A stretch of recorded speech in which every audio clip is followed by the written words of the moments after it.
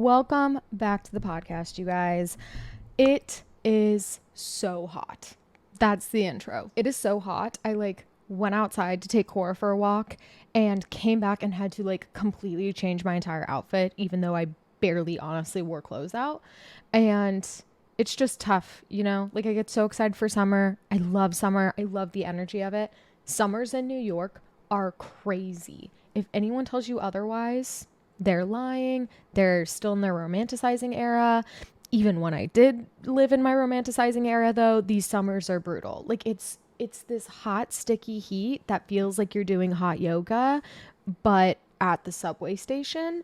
And it's a lot. And I feel like I just needed to get that off my chest, that it's 10 million degrees here and it's hard to operate like a normal living person. But anyway, all of that being said, welcome back to the podcast. I'm so excited to have you here. We are on episode 3 of 5 of the brand series, and I'm just excited to keep this train rolling. We have already had such an amazing interview. We already had a great first episode. We have such an amazing episode next week talking about comparison fatigue and imposter syndrome. So I'm just excited. I'm pumped. We have there's just such good plans for the month of August. And I think Taylor Swift would be proud. And that means a lot to me, even though I'm the one that declared that. No one else has, said that to me, but I'm saying it to myself and I feel really good about it. But I'm trying to think of what else is new to update you guys on. Not much. When you're listening to this, I believe I will be in England, which is really exciting. My mom is from England. I haven't seen my family, my extended family that lives there, in a couple years. So I'm going for 10 days and I'm just so excited to get out of the city for a moment, see my family, spend time with family.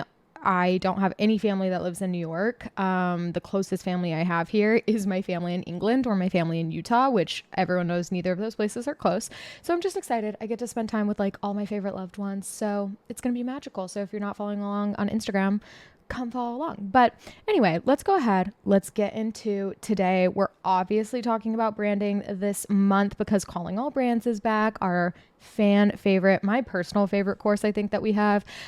It's back open for the second and last time this year. So if you are interested in making this the era and the chapter of an amazing personal brand that not only makes you have more fun, but makes you more money, we'll have the link for you in the show notes, obviously. But today we are going to be talking about 5 ways to make your brand more profitable. We're going to, address the ins and outs of branding another time when it comes to, how it's going to bring you more fulfillment. We have dozens of episodes on that. But today I want to talk about 5 distinct things that you can do, 5 ways to make your brand help you make more money. And branding is so fun because it really is twofold. Even if you focus on these things to start earning more money, you're also going to be more personally fulfilled just because you're stepping more into alignment with who you are, what you want your business to be. And that's why I love talking about branding so much. It's more money, more fun, more happiness. Please, that's the holy trinity. So let's go ahead and get started. And let's first go with separating yourself from the competition. The first way to make your brand more profitable is to separate yourself from the competition. And there's honestly no better time than this. I've been having so many discussions lately with friends, with business owners, even with my team, with my clients about the fact that it's a rougher economy right now, right? Pockets are a little bit tighter. People are a little less willing to splurge right now. Alina, one of the members of our team, was even talking to me the other day about how she went to a restaurant and they were talking about how usually summer is their craziest season and it's been a little bit slower this year just because of the economy. And that can be scary, right? But when things get scary, yes, we should feel it out. We should sit in it.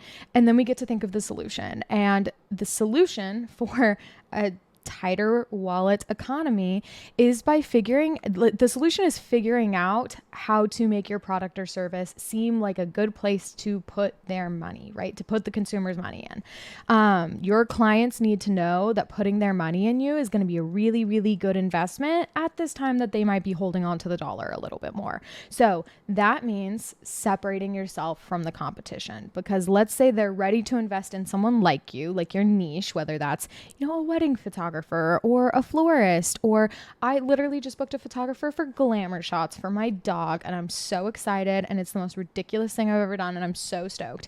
And how how did I decide to spend that amount of money when, yeah, things are tighter? I pay a lot of rent here in New York City. I have to be a little bit more mindful of my money.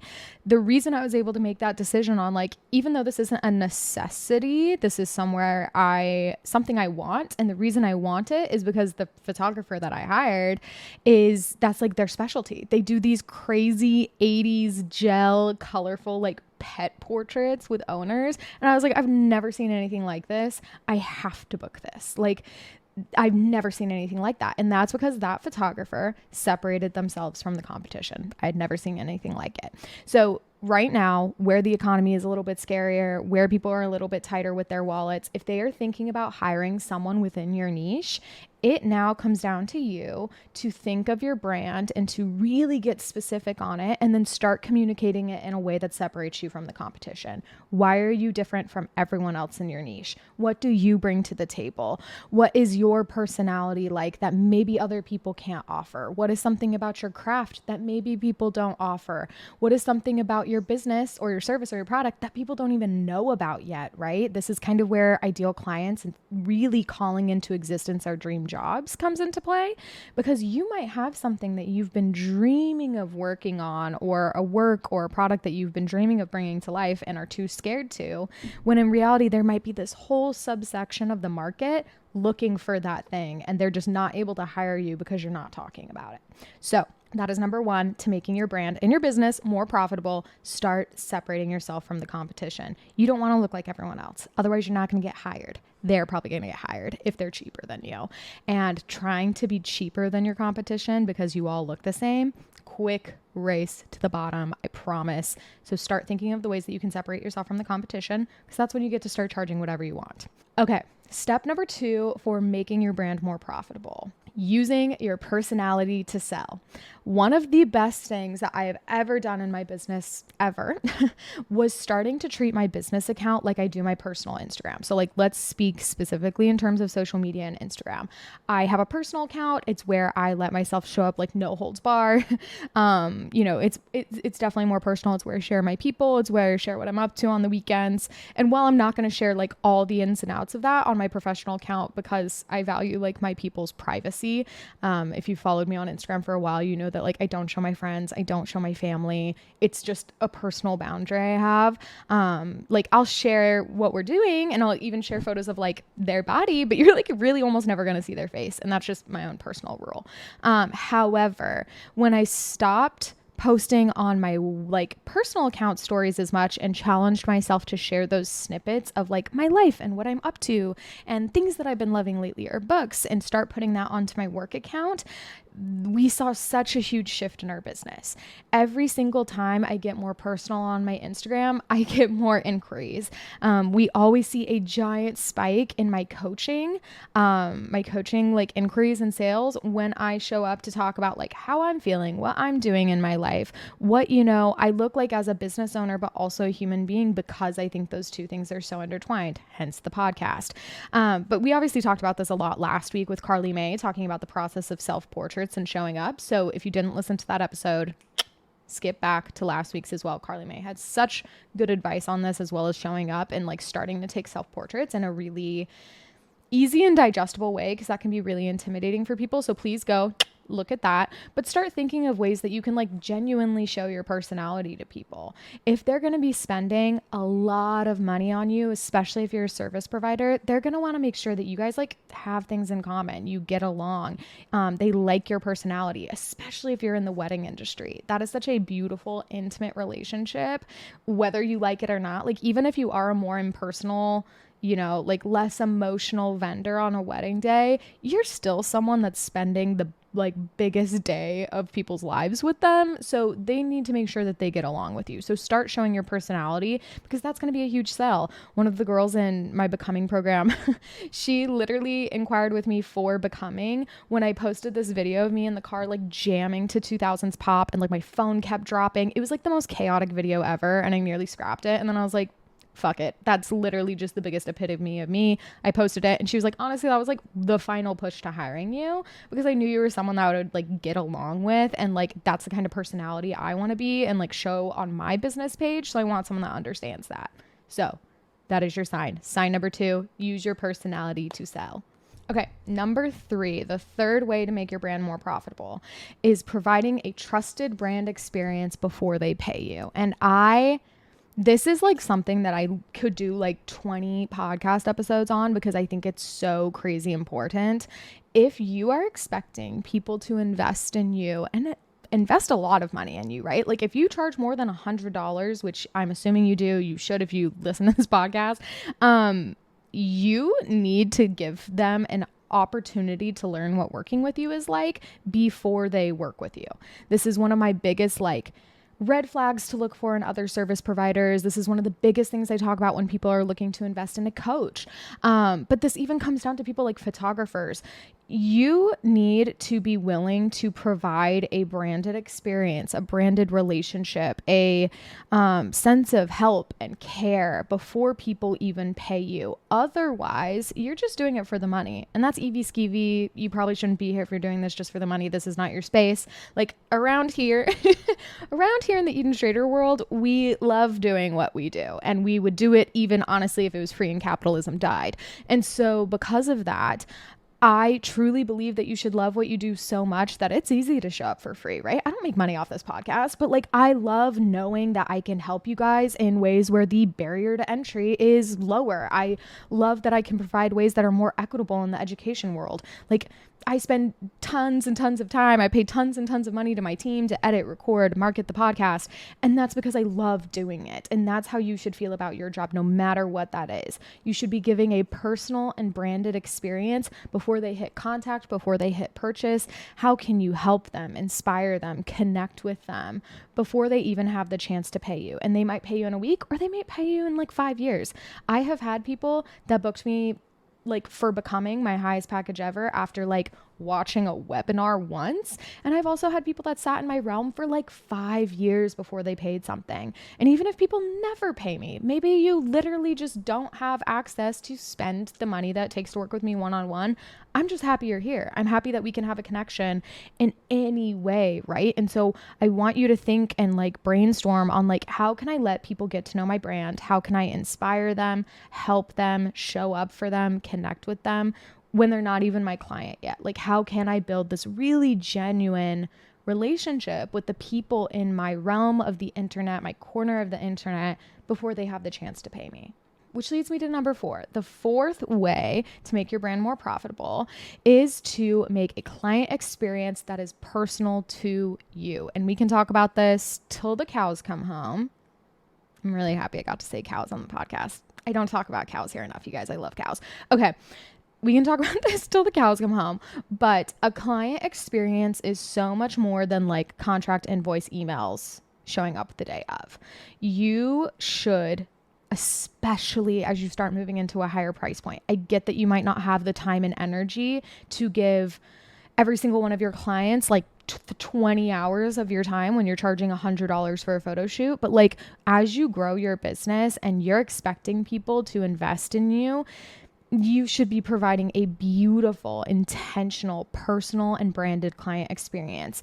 And if you're not at the place yet where you can do that one-on-one and like really show up energetically and like with your time, there's also automations, right? Like think of all of the touch points that people have within an experience with you, down to even just like getting receipts, being sold, the way that you answer DMs, the way that you answer comments, when they're literally working with you. Yeah, again, receipts, but like automations. Do you check in with them every once in a while? Do you follow up with them to see how they're liking the product? Do you give them tips and tricks throughout the service experience? Like think of all of the ways that you can have conversations with them. Think of, maybe the questions that your clients ask frequently. Can you make a little PDF that goes out to them like 4 weeks after they book? That's not going to take any more time from you if you automate that. However, it's going to create this really beautiful and branded experience. So I want you to sit down, think of these values that your brand encompasses, that you encompass as a human, and then write out all the little touch points that your clients have when working with you, even down to, again, things like receipts or emails.